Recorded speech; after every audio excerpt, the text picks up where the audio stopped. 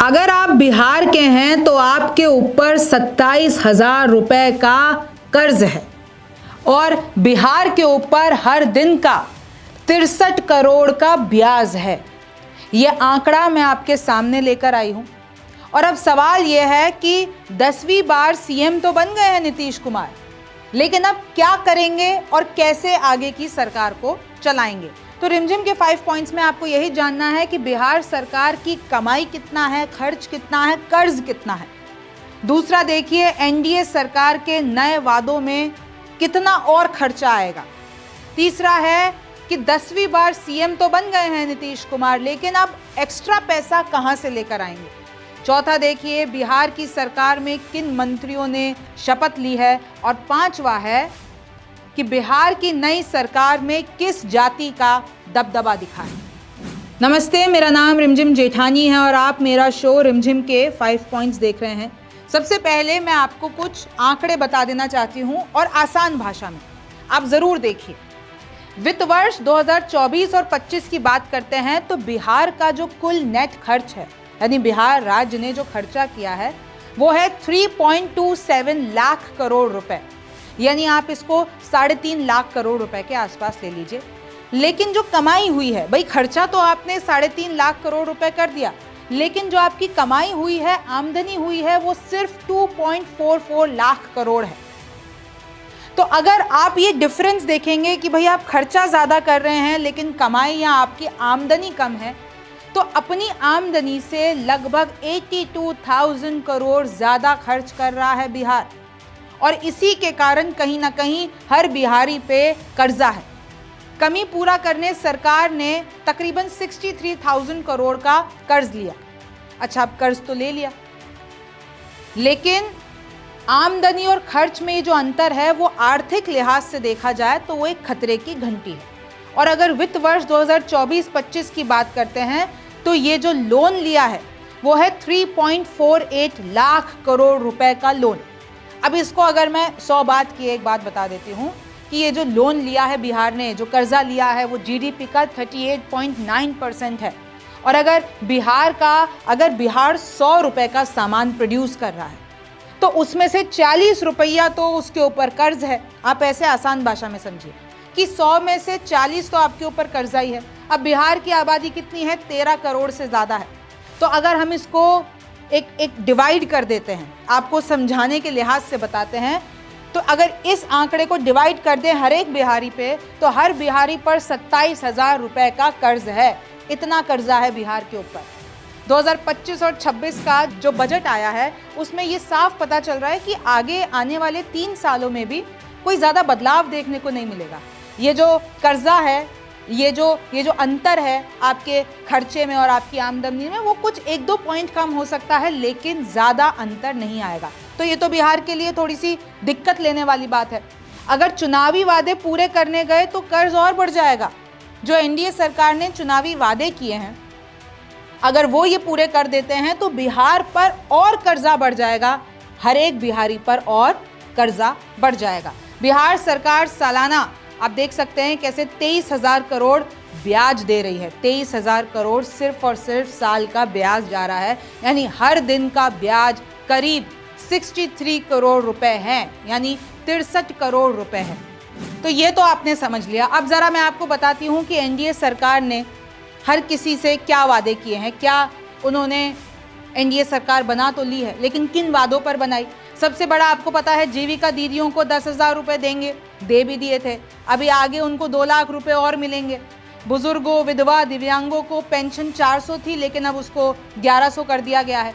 फिर आप आगे देखिए, अति पिछड़ा वर्ग को 10 लाख की सहायता राशि दी जाएगी। मत्स्य पालकों को पहले इधर 4,500 मिल रहा था, लेकिन अब 9,000 रुपये मिलेंगे। तो हर किसी की राशि बढ़ा दी है। किसानों को सालाना 3,000 रुपये देंगे। एससी छात्रों को हर महीने हम 2,000 रुपये की सहायता करेंगे। 125 यूनिट फ्री बिजली देंगे। 5 लाख तक का इलाज फ्री कराएंगे। तो अगर एनडीए सरकार अपने ये सारे वादे पूरे करती है तो एनडीए सरकार को अभी बिहार में 40,000 करोड़ और चाहिए। सोचिए, अभी तो ऑलरेडी कर्जे में है, लेकिन इन वादों को पूरा करने के लिए 40,000 करोड़ और चाहिए। अब देखिए दिक्कत वाली बात है। वादे पूरे करने के लिए अब एनडीए सरकार यानी बिहार की सरकार के पास 3 विकल्प हैं। या तो वो और कर्ज ले लें, लेकिन कहा जाता है कि भाई अब ऑलरेडी बिहार पे इतना कर्ज है और आप सिर्फ जीडीपी का 3% ही कर्ज ले सकते हैं, तो और कर्ज लेना संभावना कम है। दूसरा विकल्प ये हो सकता है कि भाई आप इंफ्रास्ट्रक्चर में विकास के नाम पर जो खर्चा कर रहे हैं उसको रोक दें, या तो अपना कर्जा या जो आपका जो भी चल रहा है उसको समेटें। और तीसरा है कि ये जो आपने योजनाएं घोषित की हैं उनकी आप अवधि बढ़ा दें, यानी उनको थोड़ा सा पोस्टपोन कर दें। जैसे आप देखिए कांग्रेस की जो सरकार बनी थी तो उन लोगों ने उधर ओल्ड पेंशन स्कीम की बात की थी, लेकिन अभी तक उसको लागू नहीं किया कर्नाटक में, क्योंकि भाई अभी समय लग रहा है और उनके पास उतना फंड नहीं है। अब देखिए बिहार की सरकार में किन मंत्रियों ने शपथ ली है, अब आपको ये बताऊं, लेकिन उससे पहले मैं आपको एक क्लोजर दे देती हूँ कि जैसा कि आपने देखा बिहार पे इस वक्त बहुत कर्जा है, हर बिहारी पे इतना कर्जा है। अब आपको वादे भी पूरे करने हैं। अब आपको, क्योंकि अब बीजेपी और जेडीयू है और बीजेपी की ज़्यादा सीटें आई है, तो आपको तनाव कम हो वैसे अपनी सरकार भी चलानी है। तो अब नीतीश कुमार के ऊपर 10वीं बार सीएम बन गए, तो उनके सामने एक बड़ी चुनौती है कि वो आगे इसको कैसे करेंगे और कैसे जस्टिफाई करेंगे सारी चीज़ें। खैर, अब देखिए नीतीश कुमार 10वीं बार बिहार के मुख्यमंत्री बने, साथ में सम्राट चौधरी और विजय कुमार सिन्हा डिप्टी सीएम बने। मुख्यमंत्री के साथ 26 मंत्रियों ने शपथ ली है, जिसमें से 14 बीजेपी कोटे से हैं। सोचिए 14 बीजेपी कोटे से मंत्री बने, और बने भी क्यों ना, क्योंकि बीजेपी की ज़्यादा सीटें आई हैं। 8 जदयू के हैं, 2 एलजेपी के हैं, क्योंकि इस बार चिराग पासवान ने भी कमाल कर दिया है, हम और कुशवाहा की पार्टी के एक मंत्री बना है। मंत्रिमंडल में एक मुस्लिम चेहरा भी शामिल है, और जेडीयू ने जमा खान को एक बार फिर से मंत्री बना दिया, यानी इस कैबिनेट में एक मुस्लिम भी है। अगर मैं आपको बांट के बता देती हूँ कि किस जाति का कितना दबदबा है।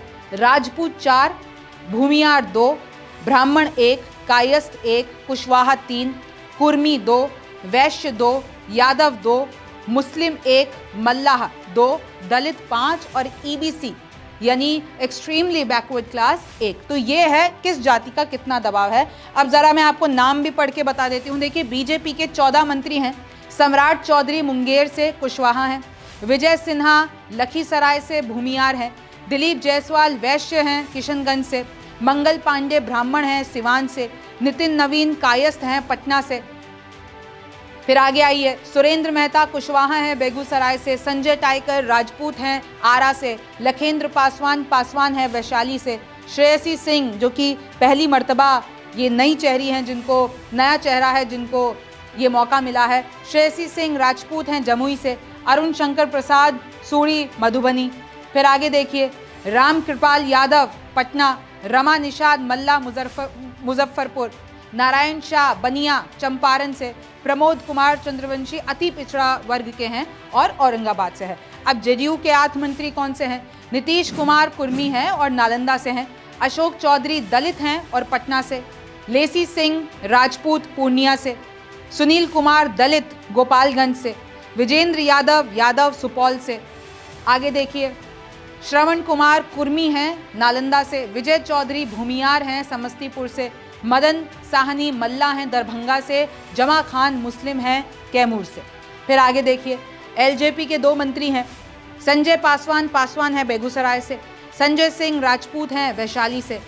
फिर हम के संतोष कुमार सुमन दलित हैं गया से, और दीपक प्रकाश जो कि उपेंद्र कुशवाहा के बेटे हैं, कुशवाहा हैं और नॉन इलेक्टेड हैं, यानी इन्होंने चुनाव नहीं लड़ा लेकिन फिर भी मंत्री बन गए। तो अब देख लिया आपने कि कहीं ना कहीं बिहार की राजनीति, बिहार का कैबिनेट अब आपके सामने आ गया है, सब कुछ क्लियर हो गया है। अब चुनौती आगे क्या आती है, क्या क्या चुनौतियां आएंगी, कैसे नीतीश कुमार और बीजेपी मिलके इसका निपटारा करेंगे, और अब विपक्ष कैसे बीच बीच में नई चुनौतियां, नए चैलेंजेस इन लोगों के लिए खड़े करेंगे, ये तो वक्त बताएगा। आप न्यूज़ 24 देख रहे थे, मेरा नाम रिमझिम जेठानी है, आपसे फिर मुलाकात होगी। नमस्कार, मैं हूं मानक गुप्ता। अगर आपको हमारा ये वीडियो पसंद आया हो तो इसे लाइक और शेयर जरूर करें, और हाँ, हमें सब्सक्राइब और फॉलो करना ना भूलें, ताकि आप देश और दुनिया की कोई खबर मिस ना करें। तो जुड़े रहिए हमारे साथ और देखते रहिए न्यूज़ 24।